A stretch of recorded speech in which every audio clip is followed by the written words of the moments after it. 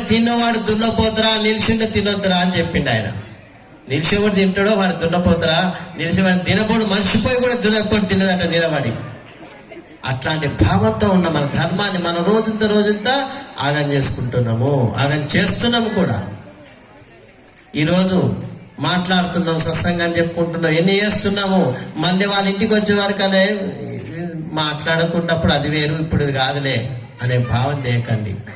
మారడానికి ప్రయత్నం చేస్తారు. ఇప్పటిదాకా స్వామి అంటూ ఆ మారవాడికి పోతూ ఉంటే అయ్యో స్వామి వస్తుండని చెప్పి వాళ్ళు నీటికి చేసి పెట్టినట్టుగా మనం మంచిగా ఒక్కరు అభివృద్ధి చేసుకుంటుంటే ఇంకో పక్క ఆయన కూడా చేస్తారు.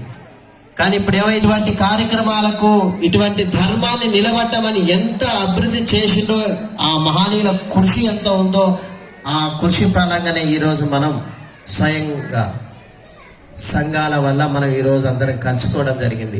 ఇది ఎప్పుడు ఒక రోజు కాదండి, ఒక వారమా, ఒక రోజా, ఒక మన గురించి మాట్లాడుకుంటుంటే పిల్లలు కూడా అభ్యాసం చేసుకోగలుగుతారు. రోజు తల్లి గుడికి పోయి